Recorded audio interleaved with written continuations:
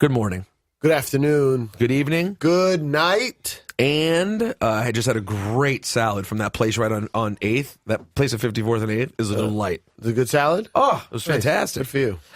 Guys, we have another mage episode of Juan Epstein today. Okay. And before we even do one thing on this show, I want to shout out our friends at Bevel. Oh, clean. Well, you're talking about a clean shave. Yeah. Literally a clean shave. Yeah.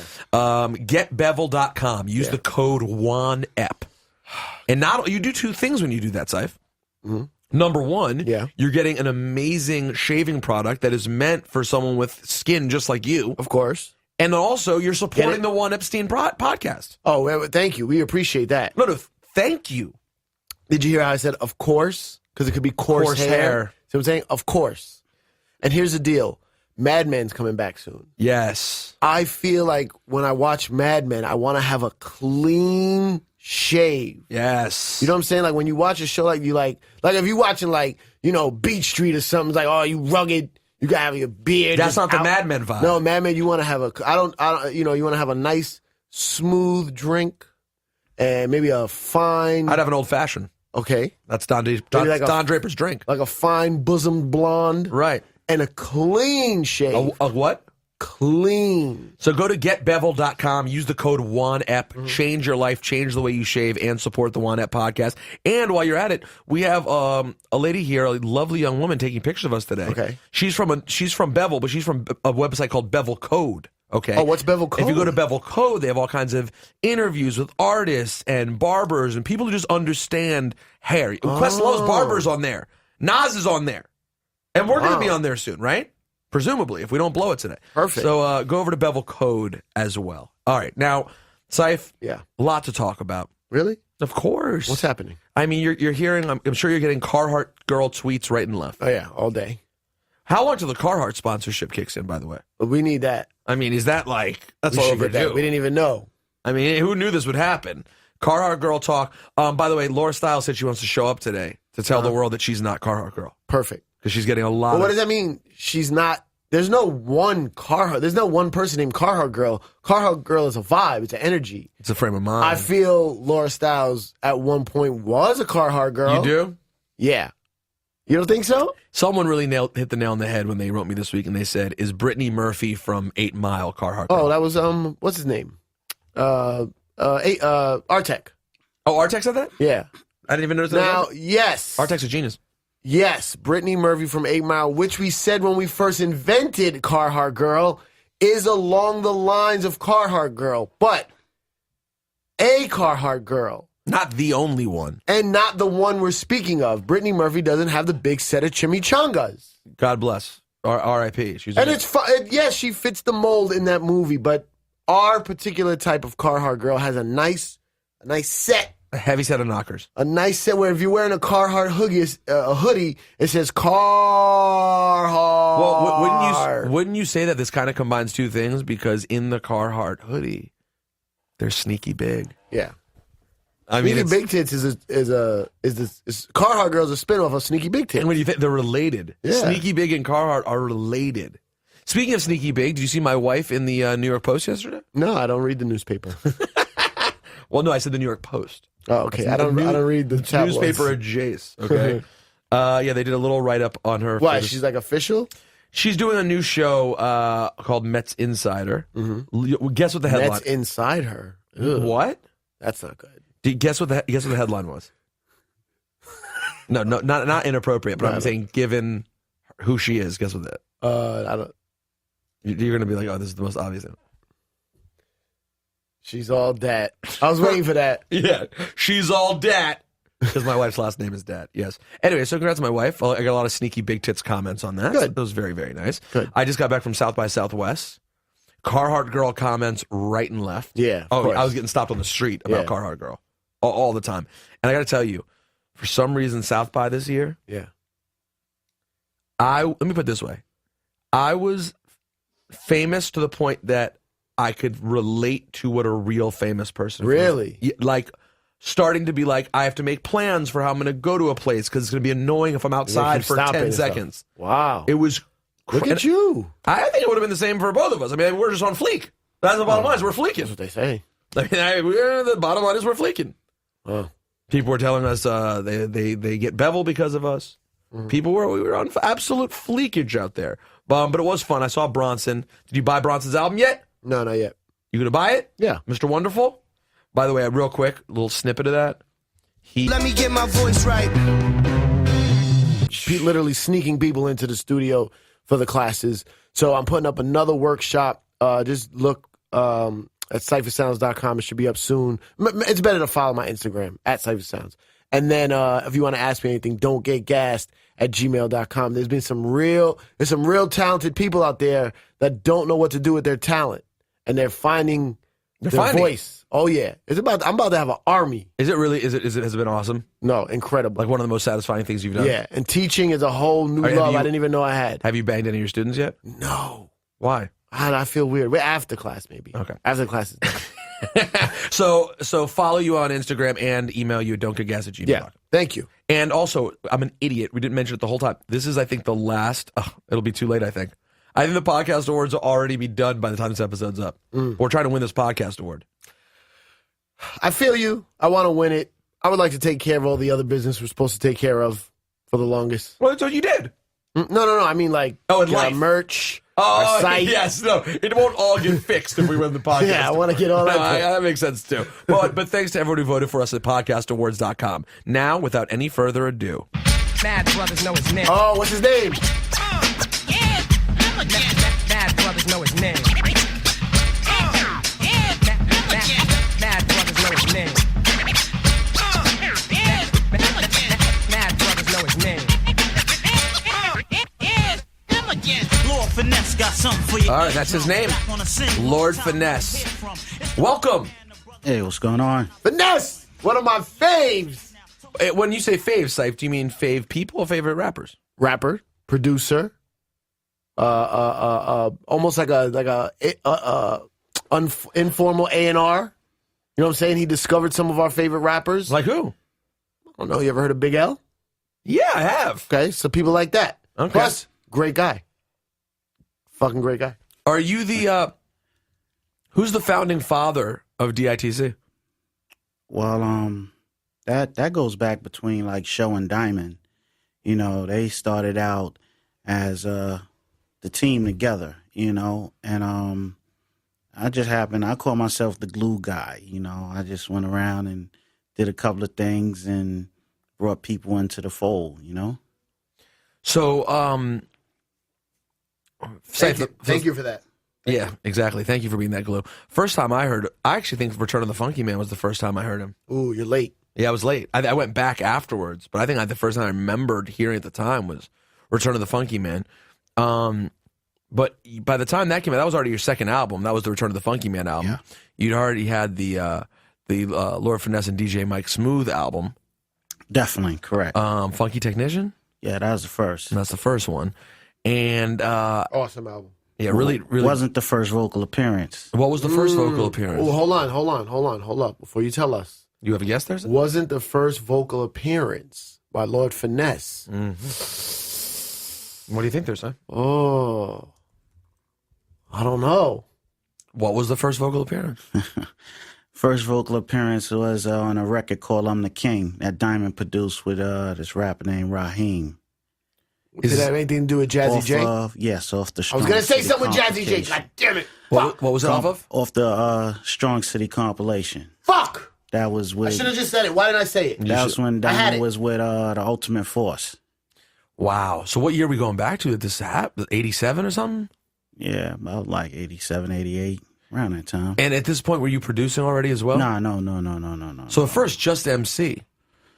I was putting my demo tapes together at that point, you know, but I was around Diamond. I was around Diamond and Master Rob more than I was Mike Smooth at that time. Okay. And then, Who's you this know, Mike Smooth guy? Mike Smooth is like my big brother, you know, grew up in the projects, got a big brother. He was a DJ? Yeah, definitely was a DJ DJ. Mike Smooth, man. What I are know, you, but an asshole? But come on. Eric B. wasn't Like really the a DJs DJ. of the block, Right. the DJs of the block was like, it was Mike Smooth, it was Diamond D, it was Show, it was another dude by the name of Supreme, and DJ Swan. those are the DJs of the hood, you know? And what exact hood are we talking about? Talking about Forest Projects. Forest Projects in the BX. Yes. And in age range, where were you And next to Chili D. I mean, not forget another that. DJ? Yeah. And where were you in age range to these guys? Were you the same age, or you were the kid? You were a few years younger. Probably like 3-4 years younger. And how early did you meet Diamond D? Man, me and Diamond D went to Catholic school together. I was in. Whoa! So all the way back, Yeah, we go way back. Like like One- mock necks and overlaps. yeah, when you think of see when people think of crews and say yo we run together, they might think of like Brooklyn. Okay, you from Bed-Stuy, this one from Crown Heights, this one. No, and it wasn't like that with us. We was from the same block. That's me. That's Fat Joe. That's Show. That's Diamond. That's Mike Smooth. Like same block, you know. Is that it for DITC? Even Coco from SWV. Same. Yeah, it's history on that block. Wow. But as far as DITC goes, no one else was from that exact block. No, Where's AG from? AG is about like maybe 5-7 minutes from Forest and Patterson. Patterson Projects is where he rests. Right. But he claims the whole planet. And Buck was the same way. He was from over there off of Cypress Avenue in the Bronx. What the fuck was in the water up there, Ciph? It's where it came from. It's the Mecca. I mean, but I mean, you guys, this crew of people. I mean, it was insane the level of talent that was coming out of the BX that time.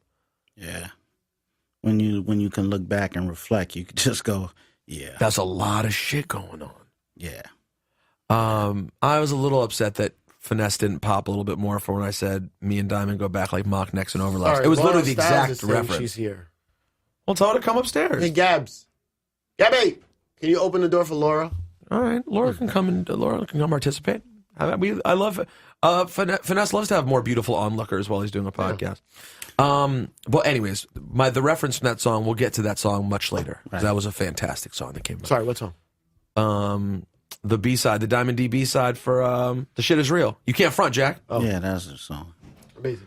Well, you know what? It just came up, so I might as well do it right now. I made a radio edit for this too, actually. It's ridiculous. What the fuck is I was this? telling you about Kenyatta. What's this? Who's Kenyatta? Yes, he was one of the A&Rs at Polygram at the time. Yo, that's that Sadat X, Diamond D, and Lord Finesse piece. Oh, okay. All right. Hey, yo, you know that this shit is real. Sit on front, Jack. Yo, you know that this shit is real. Sit on front. Yo, you know this shit is Sit real. on front, Jack. Hey, yo, you know that this shit is real. You can't front. Straight to my toes, making shit that hit. And brothers often say that the quiet born head is. Did Diamond do that one? Wow. Diamond and Buck. Diamond and Buck did that. Hey, Laura Styles. Hi. How are you? Hi, I'm just in the background. That's Lord Finesse. Hey, Hi, how you doing? how are you? I'm good. That's that was actually Buck's first placement. Yeah. No. Yes. Well, he was a DJ before that, right? Mixtape DJ. Yeah, that's where I met Buck at Rockin' Well. Same Holy place. shit, that's a good way to come out of the gate. Oh, shit. Oh, Yo, what the fuck shit. is Yo, this, that's yo? that shit. Yo, you know a song's good if the first any song that starts with oh shit always means it's good. Oh, shit. Yo. It's like when Dirty started Brooklyn Zoo and the first ad lib is him just going shit and word. Anyways, so we're getting ahead of ourselves.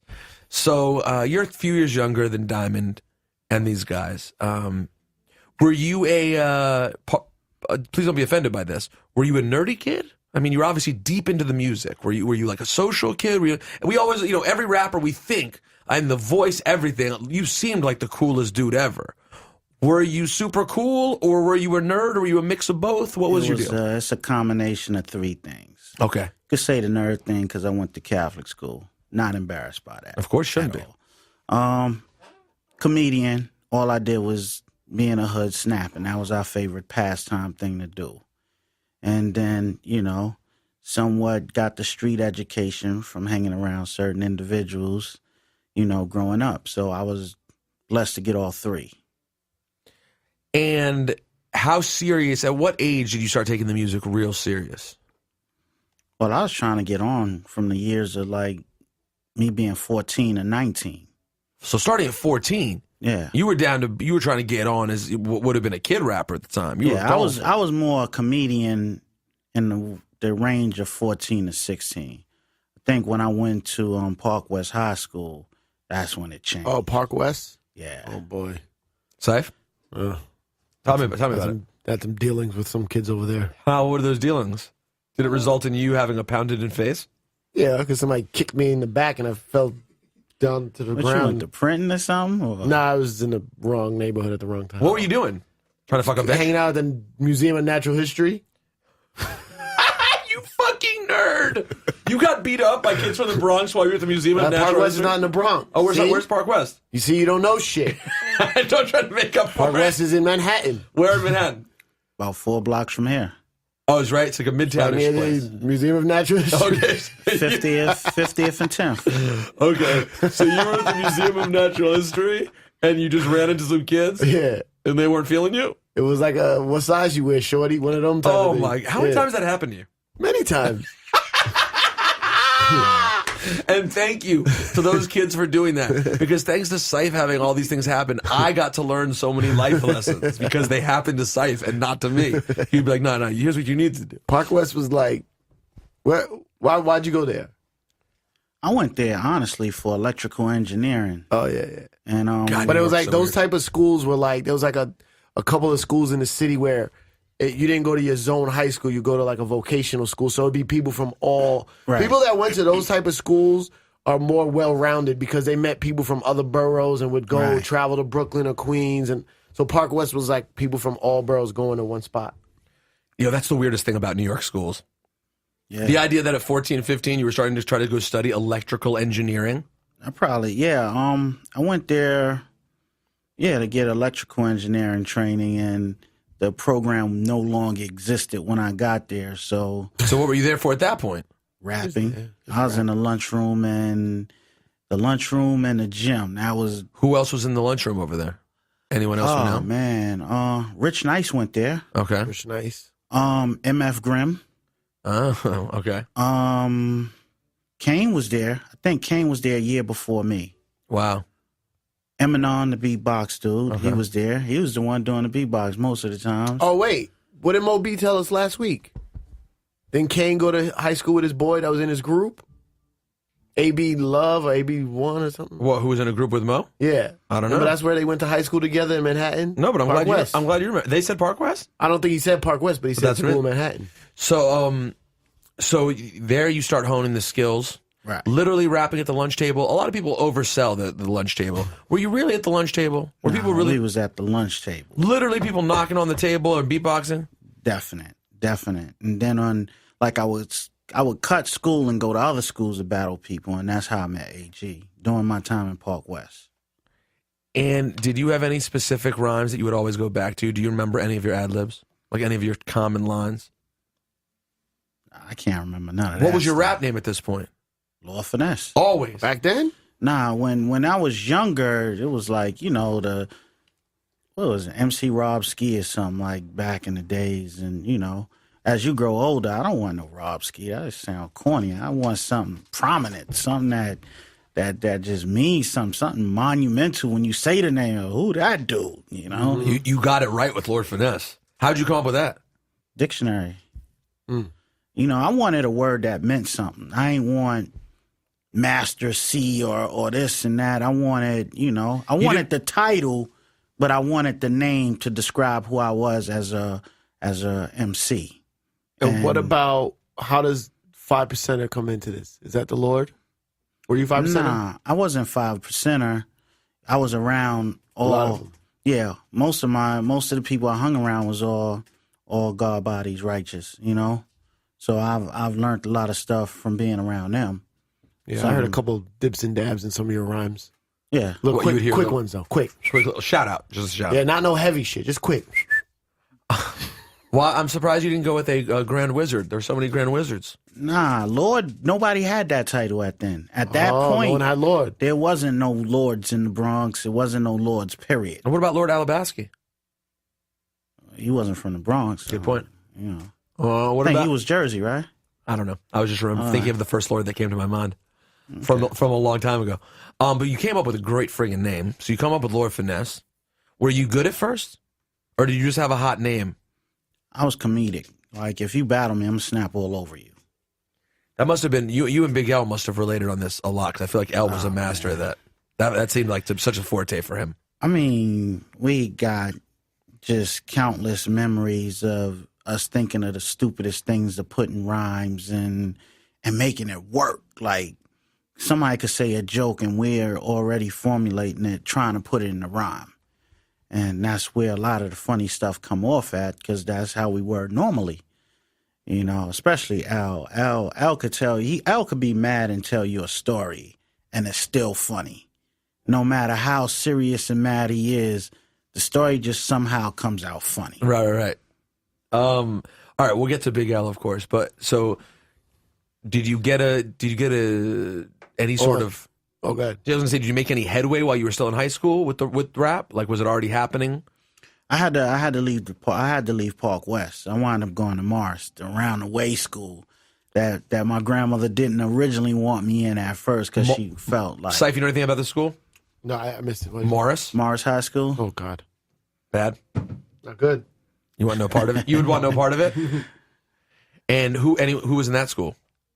Nah, just all the people from around the way. More ball players than it was, artists, So it wasn't a very artist-heavy school, or you had some around the way dudes from other ways that rap, but it wasn't like heavy like that. And so you finish out over there. Definitely. And did anything happen at this point? You won any talent shows? You got any attention? Has anything started? Nah, I had attention by the time I had Mars. I was going like to all parts of the Bronx Challenge, and whoever thought they was the dude, I wanted to be the best. I wasn't in it to be like mediocre. I was in it to I went and challenged the best, and that's how. How does that work, by the way? When you talk about that era, going from neighborhood to neighborhood. Nah, because you can do a cipher somewhere and somebody go, oh, he all right, but my man over here. And then you say, go get your man. Yeah, like, go get your man. Or matter of fact, I'll go see you and your man, like that. Oh, what a time. Yeah, so, we took ciphers and all that stuff, like, serious. I mean, during summer school of 89, that's when I was working on Funky Technician. And I feel like, if I'm not mistaken, Guru had something to do with this? Or Yeah. he heard your demo? Yeah. Because he was at Wild Pitch. Guru was at Wild Pitch. That's crazy. And Guru was telling Stu Fine, like, look, I like this dude. You gotta sign this one here. I don't ask you for much, but I want this dude here. Right. And Stu wasn't a firm believer, Yeah, he's okay, his voice, And then once again put me in a seminar. That was my thing. I want to show you how nice I am. I know I'm nice. And he put me in a seminar. And during that time, it's like Mikey D was the champion. And I beat the champion, like, in the first round. Didn't win the whole thing, but the point was made from the first round. Oh, yeah, you're one of those classic guys that always came in second place but did better than all the people that came in first place. Like, that was a blessing, because when I look at the seminar, it was great for exposure. What is the seminar? New Music Seminar was the thing Tom Silverman put together every year with the best rappers, the best DJs, and they go at it head to head. And Fresco won that year. Miz won that year. That's how you got Fresco and Miz. But so many artists. Ciph, do you know Fresco and Miz? I remember seeing the records. I don't know Fresco and Miz. Wow. I don't. I seen the records. It was on. Guess who I know? Select Records? No. The one with EPMD was on. Oh, Tommy Boy. Fresh? Oh, Tommy Boy? Yeah. Oh no. I'm thinking of something else. Oh yeah, Fresco and Miz. What was their record? Aren't You Fresco and think we don't play. Or, Let me tell you something about Fresco and Miz. I don't know about them. You know who I do know? Ciph? What, Finesse? Exactly. That was the point of the story. So you're going to a new music seminar. You're making a name. People are starting to figure it out. But Stu Fine isn't completely convinced. How does Guru end up getting you the deal? No, I was signed because you have to be signed to get in the new music. Oh, scene. well, you had to be straight up signed already to even get in. Right. So I was signed at that point, but right after that, it was let's make the album now, you know. And as he had Premier in the crowd, Premier was just fresh from Texas, you know. Him and Guru just finished up No More Mr. Nice Guy, Early. and he was sitting in the crowd with Stu Fine, Premier, you know. And Stu was like, "Well, what you think of him?" I want to work with him immediately. As soon as this over, and that's what it was. Like right after that, that's when Premier Did You and Nasty? yeah, He produced it. yeah, and Strictly for the Ladies. Oh, classic. I was the first artist outside of Gang Starr that Premier worked with first. Yeah. And then no one for a while. And then he got into his DJ Premier shit. Right. Flip, cause what it boils down to, you won't survive the steps in me. Can I take my ad-libs to this? Yeah. And expand like a great man. And swing the party like Louis, turn that shit down! necessary. Make them extra scary. Watch Finesse. That was your mom? Yo, I used to blast this shit, son. Take notes like Pretty mean. Funky pretty Technician? You ever heard of Yeah. Funky Technician? Mean. The song? Yeah. Yeah, I don't think it's They used it first. He used the sample first. but this is one of the best. Good to see people up on it.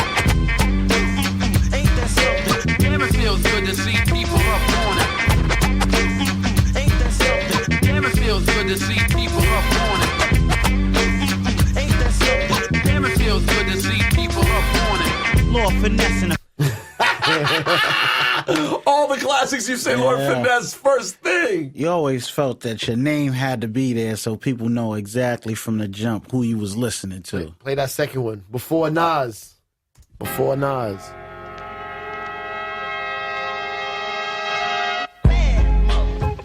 Fire. You were on it, man. Yo, who did this one? Diamond did all the James Brown stuff. Diamond was a James Brown addict. But Primo did Baby You Nasty and Funky Technician. No, strictly for the ladies. I mean, strictly for the ladies. And who did Baby You Nasty? Premier. Premier did Baby You Nasty, Oh. Strictly for the Ladies, Track the Movement. And Diamond also did Funky Technician. Diamond did Funky Technician. He did Bad Mother, Keep the Crowd Listening. You didn't do anything? Keep it weren't producing then? flowing. Nah, I was a fly on the wall just watching. That was Diamond.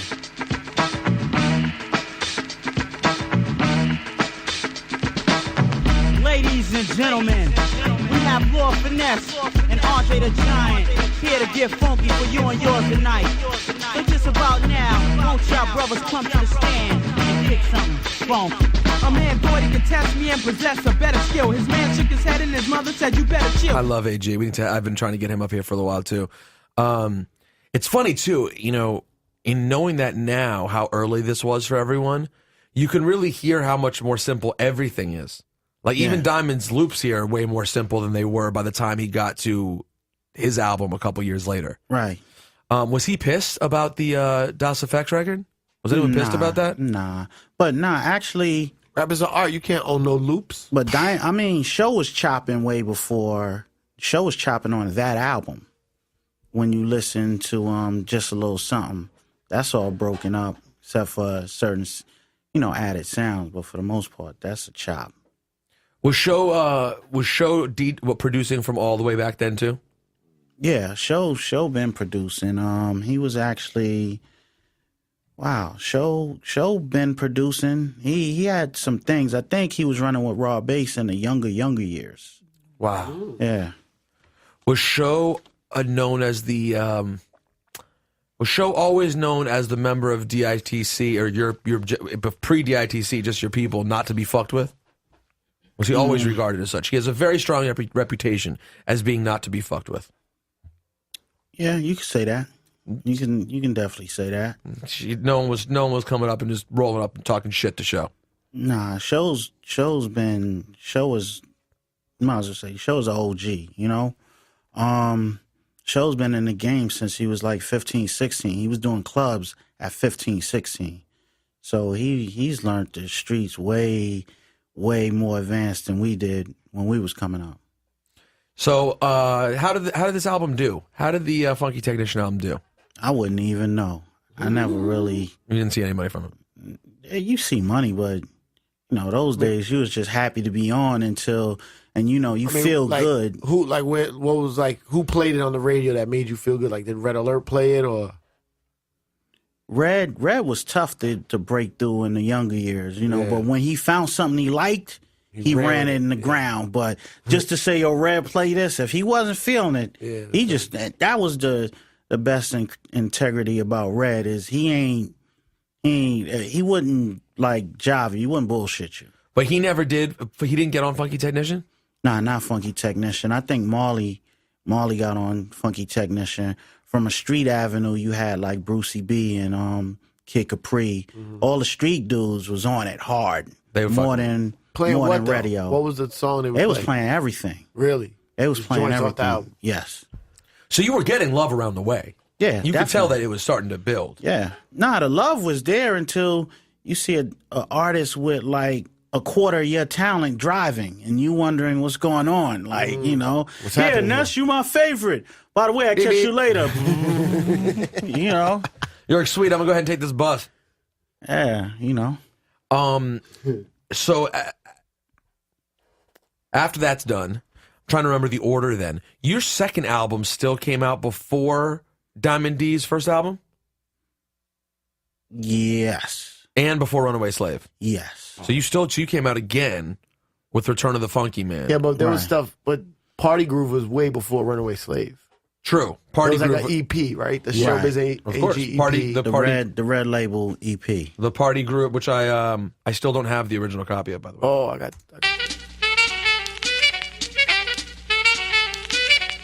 I should probably get it now. That was done around the time of Return of the Funky Man.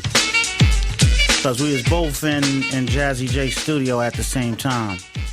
And when he doesn't give you this beat, do you get very upset? Do you cry? No, I would cry. The truth of the matter is that was over me and AG's head. Because when we heard him putting it together, we like, what's that?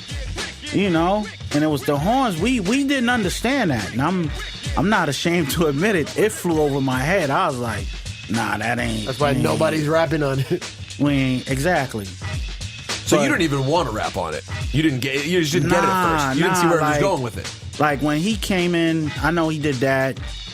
They did Giant in the Mental. Oh, that's one of my favorite songs. Yeah, that was done in Jay's studio. Oh, it's amazing. I don't have Giant in the Mental on here. But this started moving a little bit, right? Yeah, this was it right here. The giant is greater, so step back. I know you were told black about the soul. Would this be considered the biggest early DITC hit? I would say yeah, definitely. Yeah, Dre. Definite. Did this get you guys all psyched up? Yeah, at that time everything was happening so fast. It was normal, but everything was going at such a high rate because we was all running and doing what we was doing. So you really can't reflect on this stuff until, like right now, we could sit back and go, wow. Yo, remember that time? Remember this time? We sitting, on my birthday. It was just going. Yeah, we sit and drink and talk about all these days and could really appreciate it. Yeah, but at the time, I guess you don't know. And not only that, you guys were so, it's not like you were the 91, 92 is still so early in the grand scheme of things. And they were like just trying to make records, like making records were like almost in the way of fucking bitches. You know what I'm saying? What do you mean? It was getting in the way of fucking bitches? No, he got it right. It was like music, club, women, music, club, women. It was a lifestyle. It wasn't like, we need to make this hit record. Oh, we need this record. It was just natural, even to the point where club, women, you knock something off, chick could still be lying in the bed, you jump on a drum machine. Right. Like, natural. But the thing is that blows my mind is at this point, there's not many precedents have been set about how you could have a career doing this. You're only talking about a handful of really successful rappers that even existed. It started in the late 80s that there were guys who were really living well off of rap, right? And there's not that many. And they weren't Kane, living that LL, well. KRS, and they weren't that, right, that's what I'm saying. So, like, I just feel like it's amazing because you guys were, in a certain sense, even though you had some people in front of you, you were also making it up as you went along. That's what I'm saying. It was not really done by design, you know? Yeah. When something's done by design, it's like a design formula. Our formula was just a natural, cultural formula. It wasn't like, it was all organic. It wasn't like processed or, you know, how, you know, it wasn't synthetic. It was just all natural. When did you start messing with beats? During the Return of the Funky Man. What did you do on Return of the Funky Man? Oh, wow. What can I remember doing on there?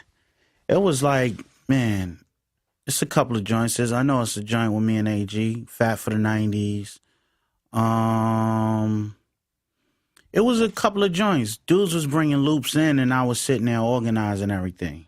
So I was in it from that standpoint, you know.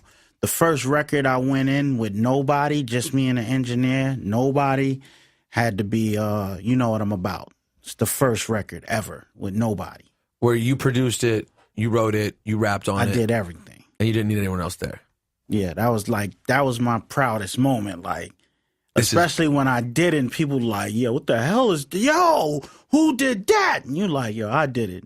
Yeah, you lying. No, I really did that. Liar. Exactly. So that make you even more happy because you go, I think I got something here. And that's when I went into full mode. And that's when you, like, my earliest beats was Lifestyles of the Poor and Dangerous, Fat Joe's I'm Living Fat. All that stuff was like the first beats. The first round of credits. Yes. At this point, when you're working on Return of the Funky Man, is DITC an actual thing? No. Still not a thing. It was a song. No. It was it was a song on the, DITC ain't started until that Showbiz and AG record, Digging in the Crates. And it's a song, it's still a song from that era I wish I had with just Diamond and Show. Killing it. A ain't come to a session. The beat was up. They was feeling it. They wrote to it. Killed it. I swear I wish I had that song. But there's another song that was made that never came out? Before Digging in the Crates, yes. And does anyone Same beat? No. Oh, it was different. Wait, it never came out? Never came out. We don't know where it is. Show have to go through his cassette tapes or something. If he ever found that, priceless. Wait, it was, oh, wow. It was hot. It was crazy. It was Diamond D and Showbiz. Killing it. Would you say that Diamond D and Showbiz are the, if you had to point, say the absolute essence of DITC? Yeah, all the time. Diamond That's D why and I don't consider myself a founder, because I was inspired by them to be a part of what they were doing and was blessed to find the members that I found and brought to the circle. It was their energy that inspired me to do those things. So that's why, when people say you're the founder, and I don't like to take that credit. Because they were my heroes growing up, Show and Diamond. Even when we was doing Funky Technician, I'm telling Mike Smooth, like, I want to get some beats from them. I got to work with them. But you are the man who brought, who did you bring to the table for DITC? Oh, okay. Wow, where do we start with this? Here we go. All right, you got Show and Diamond. Okay. During my off time, I made mixtapes, and I used to sell mixtapes in Harlem. That's where I bumped into Buck Wild. When Mike Smooth wasn't traveling with me, Buck Wild was DJing for me. So that's how that happened. Mike Smooth? Mike Smooth always had a corporate job. He was good. He was working. He was good. People say, well, what happened to Mike Smooth? Mike is always good. He's good now. He's always been good. Yeah, he came to my house for my birthday. Shout out Mike Smooth. But yeah. So I had you met Buck Wild up there. I had Buck with me, and then during the course of an autograph signing in the same store, me and Buck Wild did the mixtape shoot. That's where Big Al came in at. Classic. Finally got it right. So when you got Big L there, then we went on the Source tour where Buck was DJing for me, and it was the weirdest tour. Why was it so weird? Because all the artists was just, this combination is just unorthodox. You got Who was that? Yeah. Roxanne Shante, RSO, A-Team, Power Rule, a group on Cold Chillin', Little Power Bastards. Rule. Oh my God. Search was hosting. Bismarck was spinning. You had who else you had? Had a group called Little Bastards off of Cold Chillin'. Organized Confusion with a young OC. All one tour? It's all one tour. The friggin' mess. Christ. You know. So and now, you brought Big L and Buck Wild? no, I brought just L was still in school. It was me and Buck Wild. You and Buck, and he DJ'd for you, okay. Yeah, and that's where him and OC formed that relationship where, look, when this tour is over, I want to work with OC. I want you to help me do his demos. And therefore, that's the whole Word Life thing. Mm-hmm. That's where it all came together. Right. Thank you. Thank you very much. Good job. Fat Joe was the neighborhood dude, you know, neighborhood hustler, you know, and Diamond was doing his early promos that Red Alert used to play on Hot 97. Amazing. And got his deal with Relativity. No, that wasn't Fat Joe. Yeah, that was No. Fat Joe. It was Joe the Fat Gangster. Well said. Well said, Ciph. This is Joe the Fat Gangster. Name's too long, buddy. All right, fine. Fat Joe. That was a promo right there. And then it turned into a Yeah, record. I remember This? that. I heard that on the radio. And, Yeah. Not this song, but it was a promo for Red Alert. and Joe got on because he was performing in the Apollo. And we used to all go to the Apollo to support Joe. And his deal came after that. Did you guys think that Joe was really good then? Or, like, did you think he had potential and was just more of a cool guy? Like, because you go back and hear how simple he was compared to where he ended up, and it's obviously a huge difference. Well, we looked at it like if you was fam, you was fam. We ain't really go on that weakest link. Of course, you got people saying, yo, how he get down? He wasn't this at that time. Because it was love, you know. We grew up from the hood. We was all together, and it's like, if this is what you want to do, we going to support you. And that's how that came about. So, you know, when you look at it now, you know, after everything, and he's where he's at now, you know, that's how it happened. Made the right choice. I don't like to go too deep into new stuff and what's gone on with personal relationships and stuff, but are you and Joe okay at this point, or not great? I guess we all right. I ain't speak to Joe in a couple of years, but we all right. Because everyone always kind of speculated that the reason the full DITC concert reunions haven't come together is because you and Joe haven't been What, there great. was an issue? Yeah. I don't remember this. I don't know. It was like a huge issue. It was just like they weren't great anymore. Like things just seemed to have gotten weird or something. That's how I took it. Or there was some sort of something that happened, but... Nah, it's hard to explain. It's not... I mean... Matter of fact, speaking to Joe, rest in peace to Full Flex. Yeah. You know, he just passed away. Oh, did he? You didn't hear that? No. I'm out the loop. I keep When? Full Flex. I saw it on Instagram like 3-4 days ago. Oh, no. Yeah. So He's rest a in cool peace. guy, man. Yeah. Oh, rest in peace. That was a TS underboss. He's the one that made a lot of things happen. Yeah, he was a cool guy. But How'd he die? Did it say? I'm not sure. So Yeah, I don't me never neither. want to speculate unless I'm absolutely sure. No, I Yeah, feel you. I didn't see it. Oh, man. You know, but nah, I just think we all went our own ways. And, you know, I think at the height of digging in the crates, if we would have did it, like, went full-fledged, then it would have been great. But to kind of do it now, after the fact, I don't know. It's weird Is it now. more that you're upset that he started hanging out with a bunch of Puerto Ricans? Is that what you're upset about? Joe could be always it. hung out with Puerto Ricans. I know all the Puerto Ricans, so it was never that. Like I said, All right, you all know, right. So, it wasn't that. You reaching. You took a shot at it. Just You took a checking, shot in just the checking. dark. Ciph always needs to know if people are gunning for Puerto Rico. Yeah, I just need to know. So, and while we're in that same vein, so do you not see it being possible that there could be like a full-on DITC something or other again with everyone involved? Everybody is so into what they're doing, including myself. So I'm not gonna just tell people because I haven't released the album in over 20 years. So for me to No, for not me 20. to yes. Awakening was 95? Yes, 95, 96. It was almost 20 years. Yeah. So for me to come back, I want to do something on my terms. Like I need to put something out where I'm happy with it before I can get into doing what anybody else want to do. It's like during the course of my hiatus, everybody did their own albums, projects, whatever. And, you know, I did mine, you know, but it wasn't from a rap standpoint.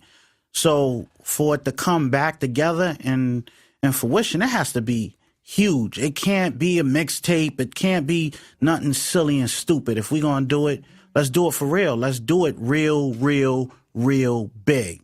And if you ain't talking about it real big, then don't waste my time with it. That's how I look at it. Because you're good. You don't need it financially. I mean, I'm sure it's always a bonus to get. I just look at digging for what, make no mistake about it. I mean, when I look at all the crews in the world, with the exception of Wu-Tang, I don't think no other crew has accomplished what we accomplished from a production standpoint, from a group standpoint on all the rappers and what they did with their classic albums. You know, I give Wu-Tang the highest praise. I love them dudes to death. But when you look at how many crews out there, how many have the rappers we have and how many got the producers we have, all tough. In one, and discography. Because when I say it with pride, I say it with confidence, so people might mistake it as a little bit of cockiness. Oh, he cocky, his crew. Just look at the body of work. Look at Diamond's body of work, look at Buck's body of work, look at my body of work, look at Show's body of work as producers. And then put all the rap albums together and the unreleased B-sides and then the MCs, you have Fat Joe and AG, and I mean in Big L you have one of the most meaningful, the way he's regarded is incredible, and then yourself, and it's a lot. So to do something small at this time it's just stupid to me, you know?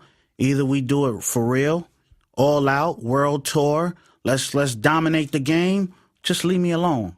So when people approach me, if you ain't approaching me with that format, just leave me alone. You know, a lot of people call, do a 16 on my record, it's a good look for you. Get out of here, man. No interest. No interest. Like, one is getting me to say yes. That's more than money.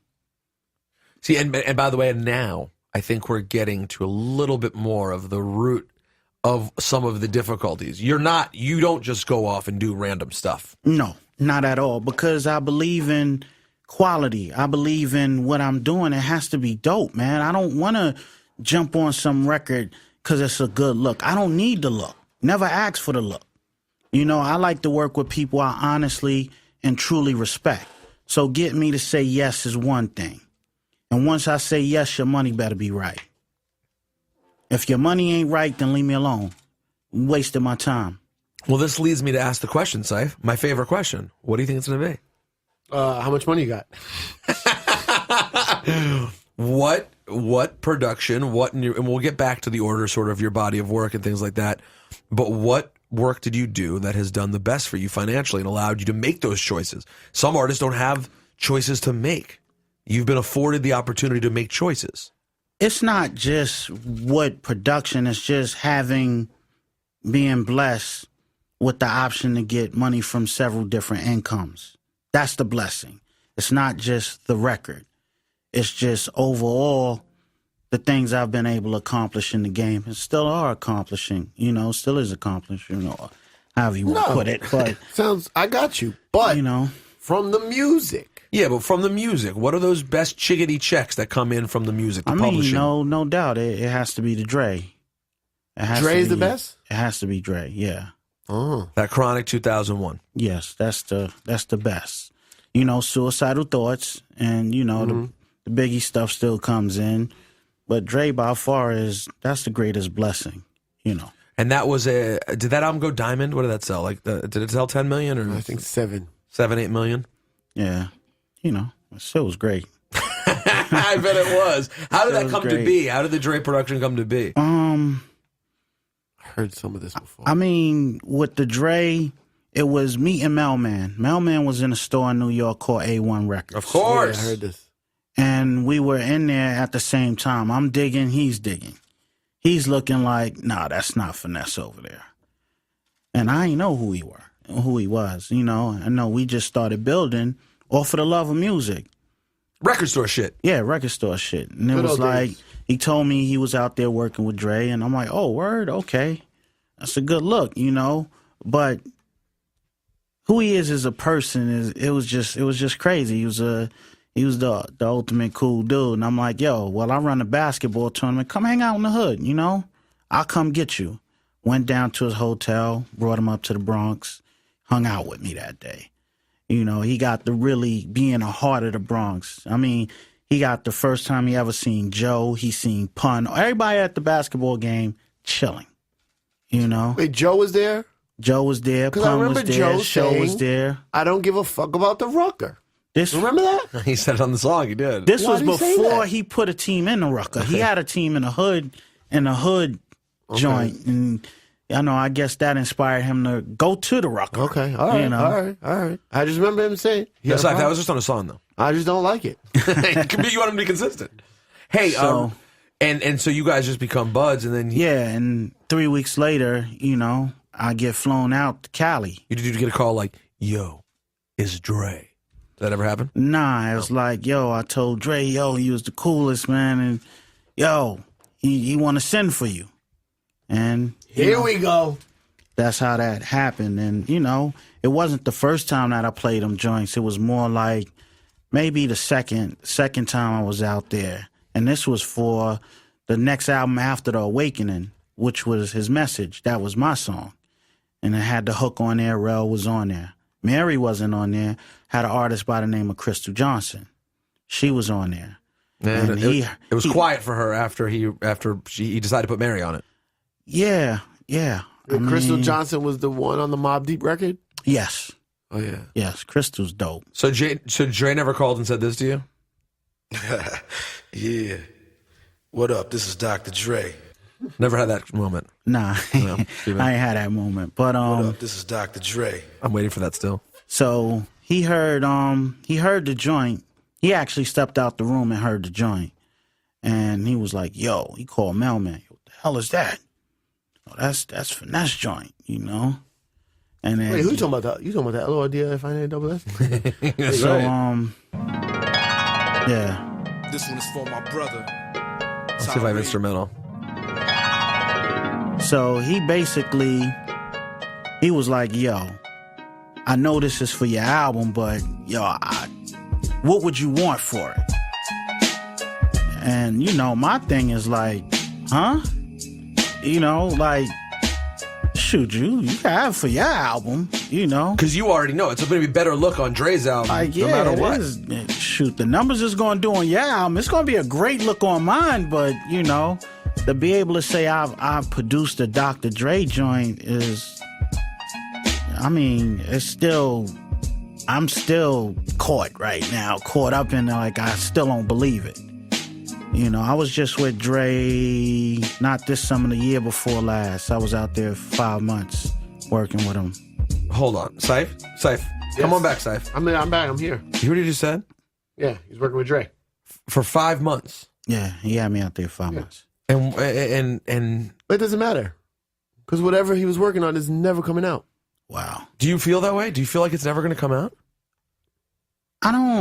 It's hard for me to say. He has some phenomenal records. I mean, How much have you heard?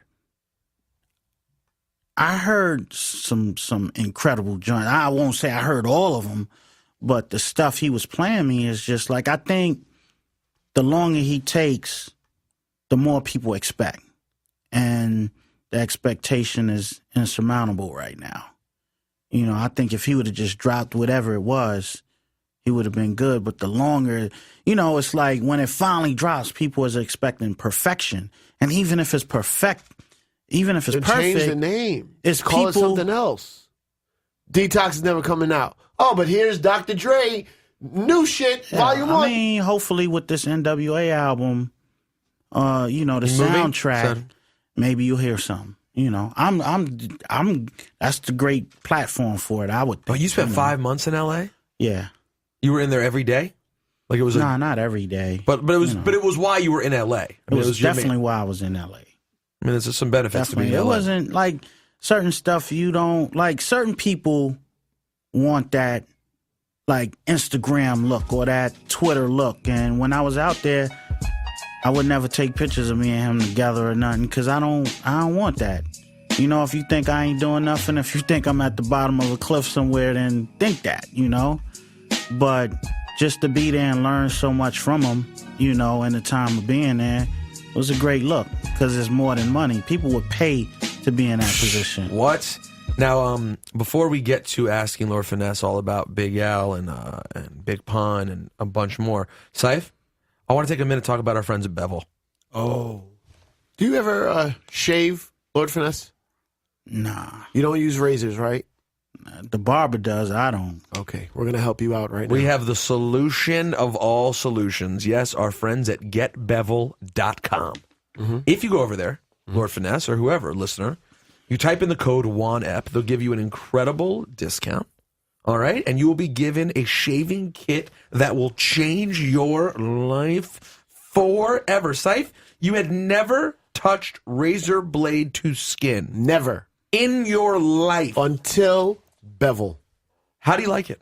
Oh, love it. Smooth. The other day, your skin was so smooth.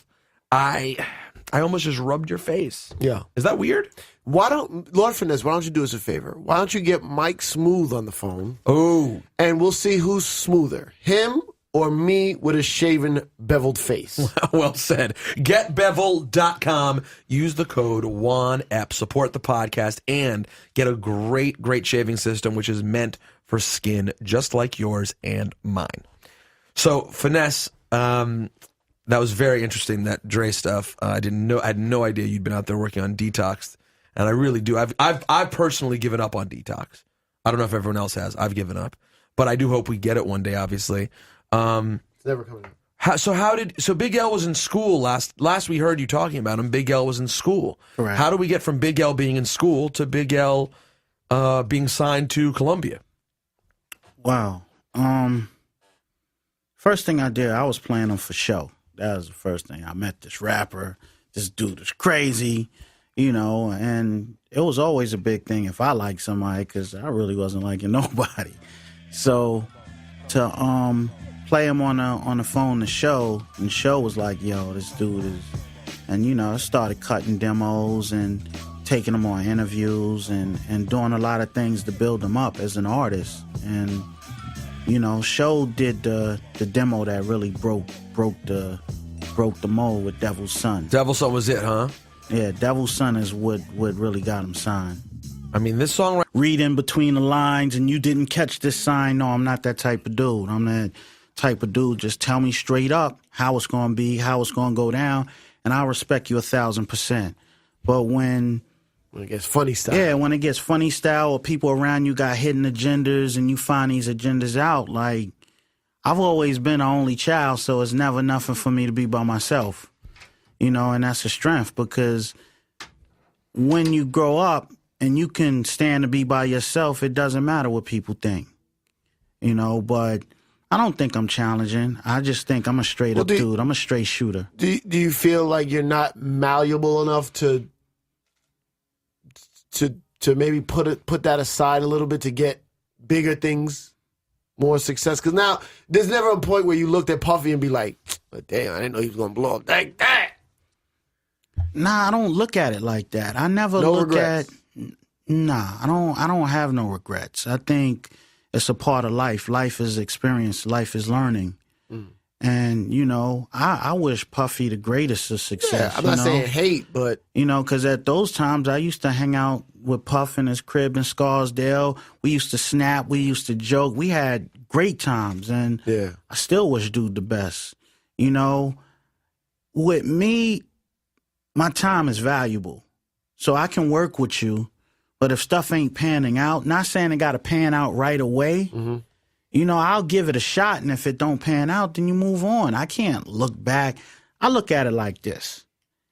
If you work with somebody and you put your best foot forward and you did your best you could and it couldn't get no better and it don't pan out, what do you have to regret? Nothing. Yeah. See, when you know you put your best foot forward. Right. Now, if you don't put your best foot forward and you sitting there going, I should have did this or I could have did this, but I never really felt that. I'm The LORD, if I didn't know that. I mean, we know. I'm looking here at your your discography I see for you, with a bunch of stuff on here. Did you produce composer and vocals? It says for Runaway Slave. Is that accurate? Wait, no, that's very inaccurate. You didn't do it. Where you reading that at? It's the only place I see that there's not a set. Your discography on Wikipedia is only your album discography. I didn't see trash that Wikipedia stuff. That stuff, I think at one point they had my birthday on February 23rd, and it was the 19th. Like, your birthday's February 19th? Yeah, it's February 19th. My brother's birthday. Yeah, so when I look at these things, they got to get it right. Okay, did you produce on Trends of Culture Trends? Of course. Okay, of course you did. Illegal, Untold Truth. Of course. What song did you do on there? I did on the MIC. Okay, I like that record. Word Life. Word Life was Go Ahead. Ready to Die, of course. Bass Blaster. Guest star. No, it doesn't say you produced there. Goodfellas, Show and AG. Oh, it doesn't say producer. It says guest artist vocals. Okay, I know. I did Add On for Sean A. All right, it says here. Well, it says The Awakening, which of course makes sense. Good album. You got the instrumental album? Of course. Well, yeah. You know why I have it? Because it came with the original. Touche. That's the Why'd you do that? That's so wacky. That was so weird and cool at the time. That you did a double vinyl, one vinyl with the music, and one vinyl with the instrumental. It's the only time I've ever seen that done. I did it because at the time, instead of releasing 100 million singles, and then put the instrumental out, because that's what people was buying it for, was the instrumental. Why not do a album instrumental so it does what it do? If you want to mix it, if you want to have it on your radio show in the background, and you still get publishing from it. That's not stupid. No, did Mayhem have anything to do with that idea? Nah, that was my idea. All yours. Was Mayhem a lying piece of shit? No, I'm just saying, like, being around a A&R who's also a DJ, college radio guy. Right. Mayhem was always the filter between me and Neil. If Neil ain't kind of get something, Mayhem could kind of break it down why I felt the way I felt and why I think this record is it, or why I think I want to do this or do that, That's what a good A&R is supposed to do. Bravo, Mayhem. What about this one, Ciph? Oh, my God. Sounds What is this again? Actual Facts. Oh. This album mixed with, like, was it like a Showbiz and AG, like an EP? What's that? Fuck. It was like oh, man. Hold on, what was the Showbiz and AG EP? Party Groove Soul Clock? No, Soul after Runaway Slave. No, they had an album. They had Goodfellas, the album, afterwards. And then later they had one called Full Scale. Full Scale, maybe that's it. It was later, though. That's later. That's like almost 2000. Oh, maybe. That's 98, maybe. 99. And where's this album? This is 96. One time for your mind, here we go. You know my style, that beat flow. Girl, I know you're with it, so drop your 7 digits, gotta win it, then let me know. All right, let me see if there's anything else on here that is worth that. What'd you do on Jewels? Title, Jewels. Good record. Diamond, Hatred, Passion, Infidelity. Nah, I appeared on that. You were featured on Artifacts, That's Them. Collaboration of mics. What'd you produce on The War Report? Channel 10. Ciph, do you know that? No. Brand Nubian Foundation, Fat Joe, Don Cartagena. No, I don't think I'm on there. That's what it says. Producer. No. Like I How said, about this? What the hell? Why is it completely and utterly made up that you're listed as having something to do with Jigga by Jay-Z? Nothing to do with that. said. Completely made up. But it could be a sample or something. Oh, yeah. Or a maybe. line. Nah. Zero. Never did anything with Hove? No. Have you ever had any relationship with him at all? I ran into Hove a couple of times. Well, that's it. Just from From being in D&D, yeah. He was there actually when Ak was doing the interlude for the Awakening joint. he was there. He was like, "Yo, y'all not gonna rhyme on that?" You know, that's the classic story I remember with Hove. Wait, what was it? What happened? What was the situation? Now we was doing the interlude, like it's the interlude beat on Awakening with Akinelli on it. Mm-hmm. So we got the beat running and Ak is just talking on it.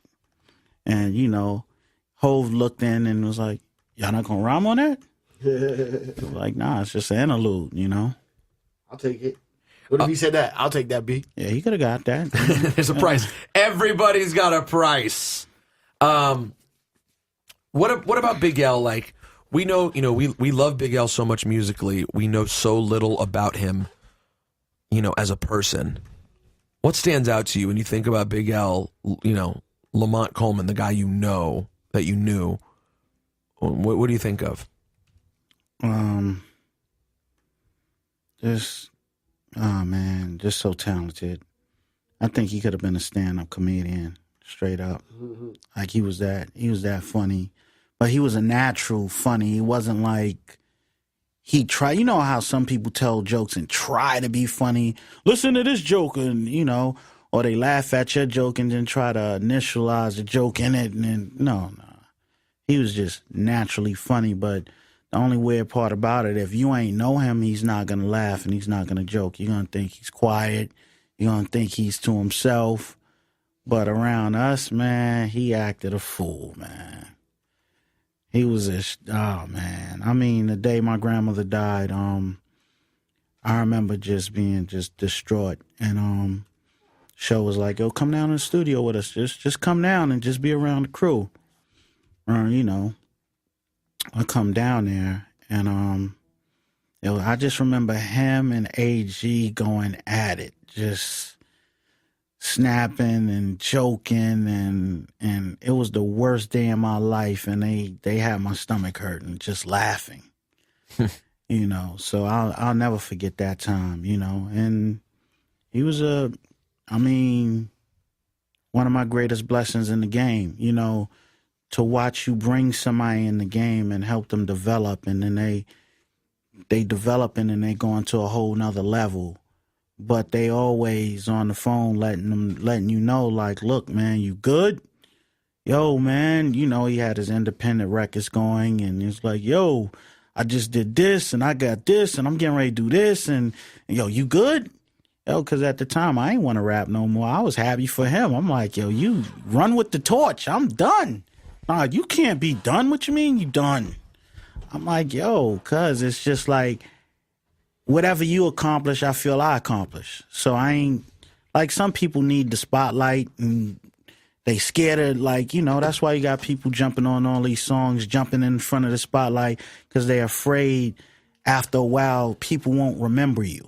You know, I'm like the exact opposite. If the camera's on the right-hand side, I'm somewhere buried far in the left-hand side. I don't want nothing to do with that. I'm happy and content. And I still love music. I'm never gonna stop doing music, but for the most part, yeah, that was a blessing. Like, sometimes I just sit and always think about, like, dang, I wish he was still here. Were you shocked how it ended for him? Very shocked. Like, nothing could prepare me for that. Nothing.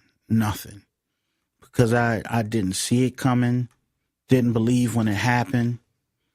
Couldn't understand why it happened, because he was the youngest out of all of us. So we all thinking we're gonna grow old together, and to have your youngest dude taken from you, you know, you can't really.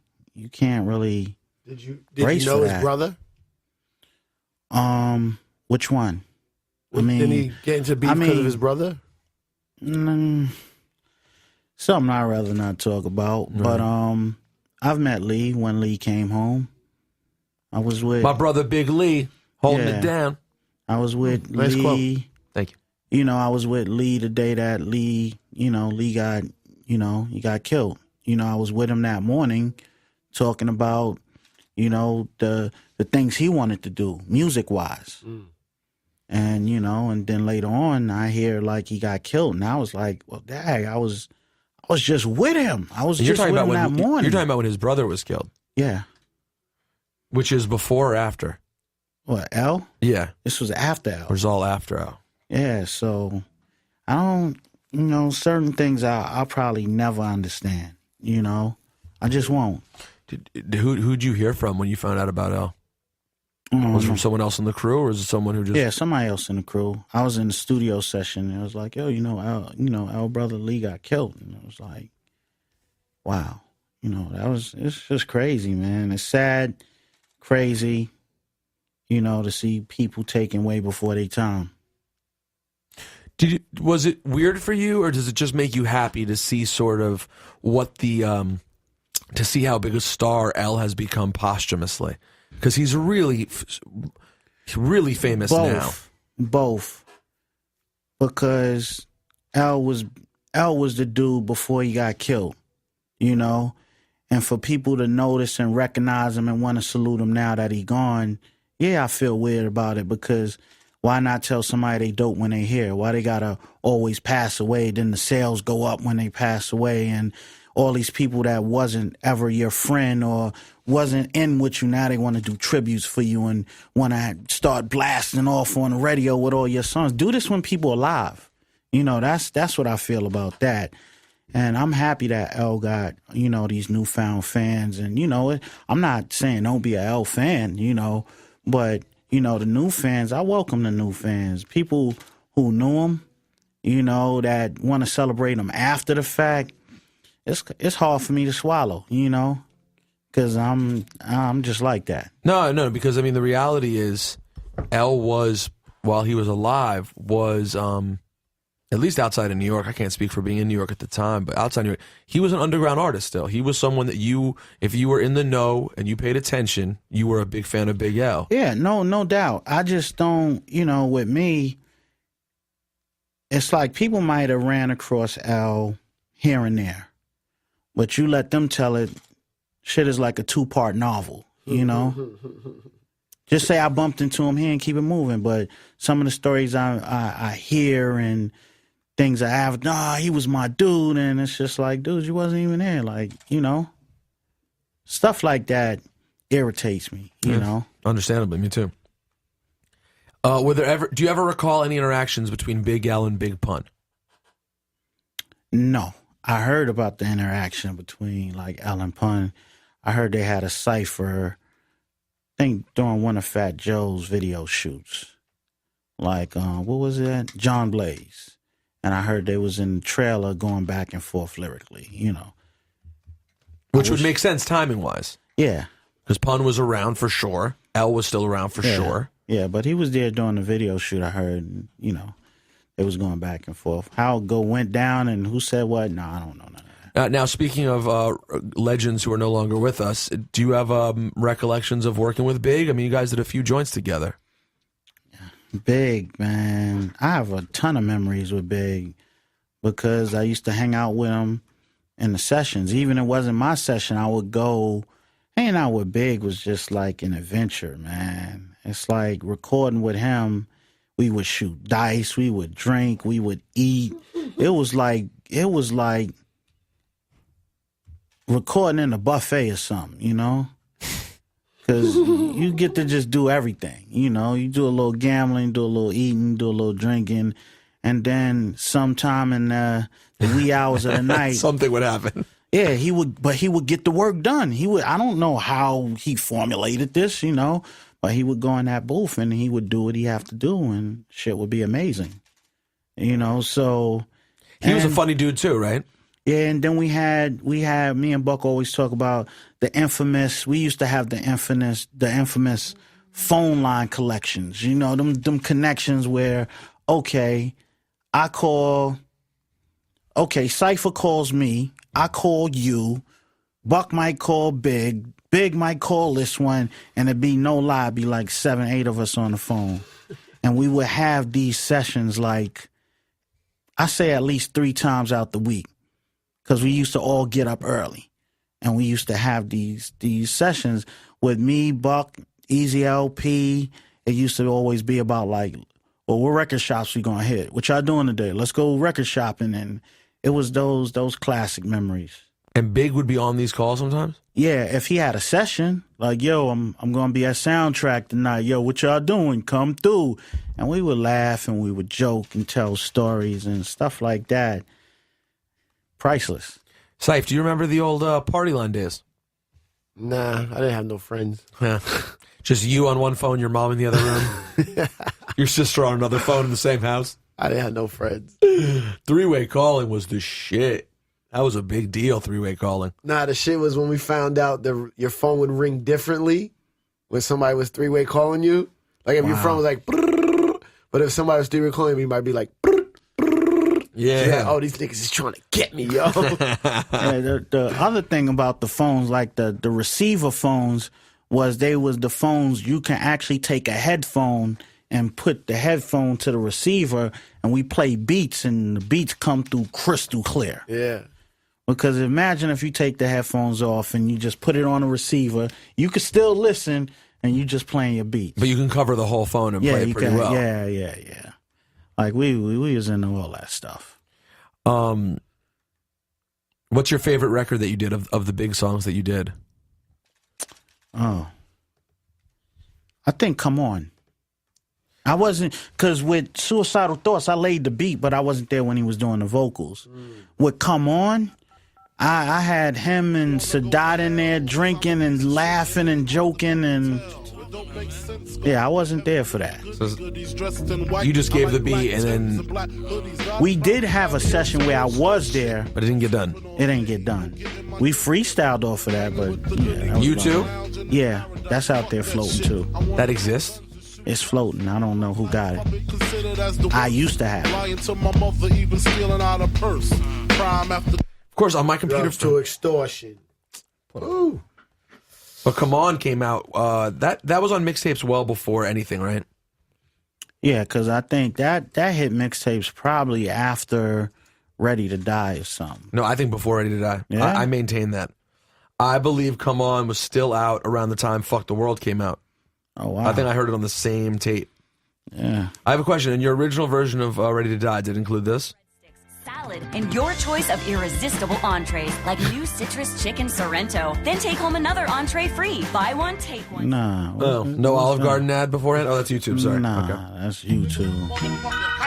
Nah, that's not my version. Boo! That's Clark's version. No disrespect to the Clark version, but YouTube sometimes just be getting shit wrong. I don't know why I don't have an original Come On my thing. Oh, this looks good because let me tell you. Oh yeah, Lord Finesse mix because this white label looks like the one. That's what she said. Look how awesome this bootleg look. Oh, I have that. You do? Yeah. What the rest of these niggas do? Man, the motherfuckers was ready for anything. The niggas was packing burners. The niggas was ready to fight whatever they had to do, homes. The niggas on the real flip mode, homes. They turned out like a motherfucker. The nigga was amped. He was like, come on, motherfucker. Come on, motherfuckers, come on. Come on. Yo, Yelly Finesse. Hooks. Yelly.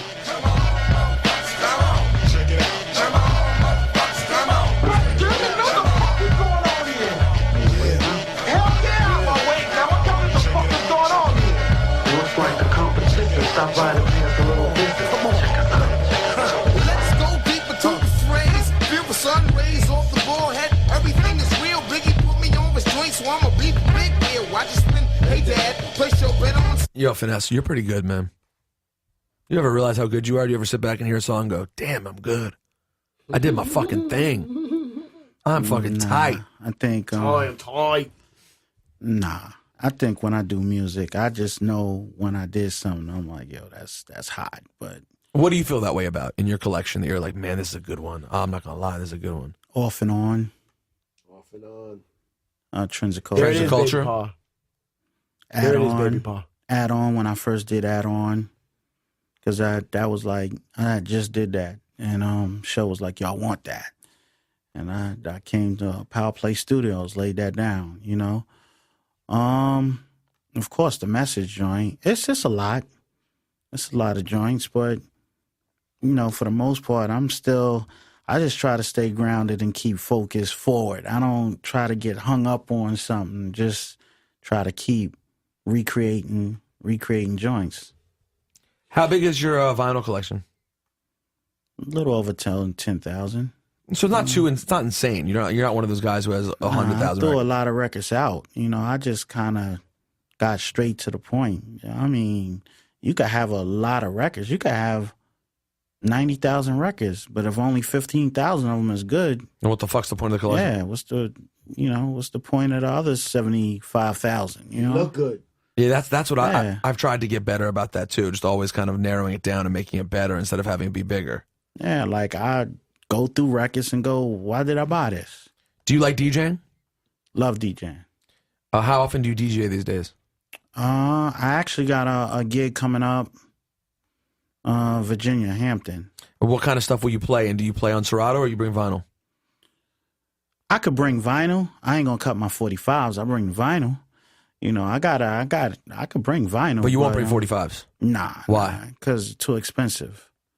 I don't have, like, most of my 45s are mint condition. These ain't beat up 45s that I can, rewind and bring back. And where one wrong rub will put some hella fried chicken on your 45. Well, that is the difference between a 45 and a 12-inch. That is for sure. Yeah. There are some records, depending on the pressing. Like, for example, I was talking about this with Just Blaze the other day.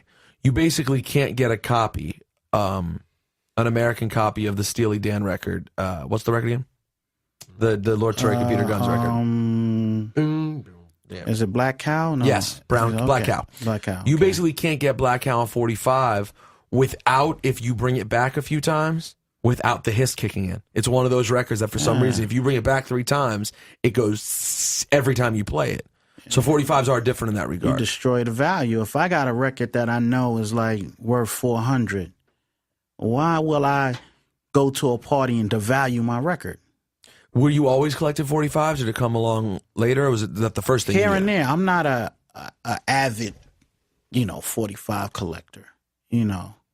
I just collect them here and there. Okay, I like that. Let me get that. I like that. Let me get that. Which ones, are there any that come to your mind that you love that are some of the prized ones? Yeah. My Tyrone and Carr, Take Me With You. Love that. Seen it in Bristol in the UK. Thought I was going to come up until Money told me €200. And I was like, I don't need it that bad, Yeah, that's my joint right there. Every morning, every evening,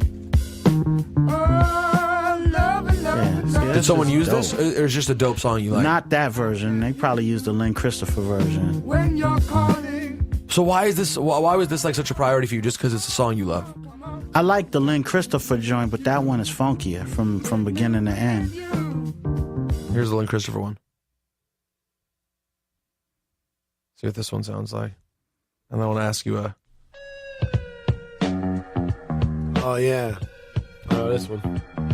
See, that's cool, but it got that noise in there. That other one is just definitely funky. Yeah. What else? What else on your list of stuff that really sticks out? 45? Yeah. Wow, I'm not in front of my... The Chantels. What's the name of the record? I don't know. The title is not coming off.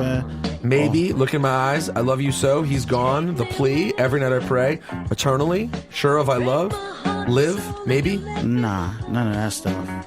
Those are just what came up. It's a rare promo. Do you have like thousands of 45s or just a couple, like a few hundred? Probably got a few hundred. Yeah. You want to let me hold those? So you could devalue them? Yeah, I'll take them out. That was the type of laugh that Big L would cause. That was a real, he really laughed. gut laugh. he actually laughed about the idea of me holding on to those. Ciph, I've been running my mouth a lot, Ciph. Is there anything you wanted to ask Finesse about from a production standpoint? Pretty covered, man. Pretty covered. Machines of choice, and we know you used you brought up what did you bring up earlier, the 950? Yeah, it was the SP1200 950. That's the SP12 has always been your fave? Yeah, that's always been my fave because of being able to program, and it was so simple, but it was like instant funk. Now it's just like, it's the Renaissance. It's the Renaissance. And, MPC Renaissance? Yes, definite. And Ableton. I've been on Ableton for 45 years now. This is, by the way, a beat on Lord Finesse's new all-instrumental project. called the SP1200 Project, A Reawakening. Available on iTunes right now. Right now. Not now. Right now. These are beats from that era, from the 90s? Yeah. When I looked at it, how everybody was always asking me for that retro sound. Yo, if you do an album, it should sound like The Awakening. And it's just like, you like beats like that? Okay, I got like over 80 of those. Let me hit you with some of those, you know, and give you that vibe. That's the Awakening sound right there. This is how it started. Ready? It's Lord Finesse. Sorry, that's all right. But, yeah, but... Oh, what about... No, I'll wait till you're done. But the new stuff is what's the Funk Soul Brother thing? Oh, Fat Boy Slim. I want to go there. You can't go there? Yeah, we can go there. Why not? Let's go there. Yeah, what the hell? Check it out now. We're playing. We got to play it. We got to play it. Fat Boy. I think my rendition sounded better. I don't know. Check it out now. The Funk Soul Brother. Here it is. This song right now. This song is so made. It became such a big deal. And I think all of us in hip-hop just assumed the first time we heard this that Lord Finesse must have gotten an amazing check. And there must be an interesting story here about why this song right here... Right about now, the Funk Soul Brother. Check it out now, the Funk Soul Brother. Right about now, the Funk Soul Brother. Check it out now, the Funk Soul Brother. Right about now, the Funk Soul Brother. Check it out now. So, what the hell happened with this Lord Finesse? Okay. See, it's hard for me to explain the story to y'all because y'all familiar with the record. Okay. Okay, but I'm thinking from a hip-hop aspect. I was emailed to clear a record. Okay. And it's like, look, we're going to pay you XYZ. We used your record in a hook to a song. Mm-hmm. You know, UK, they reached out. Sounds good. It's like, yeah, I don't see no problem with that. But when you think of a hook from a hip-hop standpoint, you know, when I think of hip-hop, a hook is usually a 4 to 8 bar hook that comes in after verses and stuff. And where they got over is they never sent me a cassette of the song. I'm thinking how hard it is to clear samples. I don't want to be an ass, you know, so, dag, let me... Right, you're trying to support the music the same way because you sampled, so you want people to... Exactly. So now you clear it, and it's just like, nah, I don't, you know, I'm not stressing that, you know, rock So out. do they pay you up front, or you just ask for Yeah, nah, they pay me up front. But a regular check? But they ain't... Like, if I would have heard the song and seen my voice was the whole song, then it's different. That's not a hook. It is a hook, but it's the song. You're basically the performer of the song. Exactly. So you got some money up front, and did you get a residual? You got some residuals? I got something. Yeah, I did get something, but something decent. Like, did it make an impact? What you got at least? At the time, it was cool. You know. But if you had to do over again, you wished it had been a higher percentage. Yeah, it would have went different because, like I said, at that time with so much going on, you asked me to clear something. It's just like I ain't have a lawyer look at it. It's just like, all right, it's just a hook to a song. All right, go ahead. You know, that's how I looked at it. Now it makes you have to look at everything from a business standpoint. Which is what eventually led to your situation with Mac Miller, which became like a big thing. Why you weren't so forgiving about an instrumental being used. It wasn't, I can't really talk about the Mac Miller thing, you know, but in general, let's talk about in general what people think, you know, because with the Mac stuff, people heard one side of the story. They heard it being publicized so much. And that's one thing was talked about. Nobody did that journalistic work of researching. They just heard the story. No one does that anymore. And they went with it, you know. And I always tell people, if, you know, in the story, it's 3 sides to the story. It's your side, it's my side, it's the truth. How many sides did you hear? 1. That's it, you know. But with mixtapes, people don't understand, you know, just people in general thinking with mixtapes, Nah, it's just I took it and I put it out for free. But you're making incomes in different outputs that the average person don't understand. They don't understand about YouTube. They don't understand about Amazon and Rhapsody and iTunes and all these different... Not to mention show money and all the things it leads to. Right. They don't understand the different things. Or performing the song. If you perform the song, you're getting money from it. Nothing's ever for free. Cause, she said. You know, nothing's ever for free because when you look at blog sites and they giving away stuff, it appears to be for free, but that's only to draw the traffic to the blog sites so they can get their money from the sponsors. So was it really for free? Right. Well, it was for free for you because you gave them something and they put it out there, but they made money off of it and you didn't.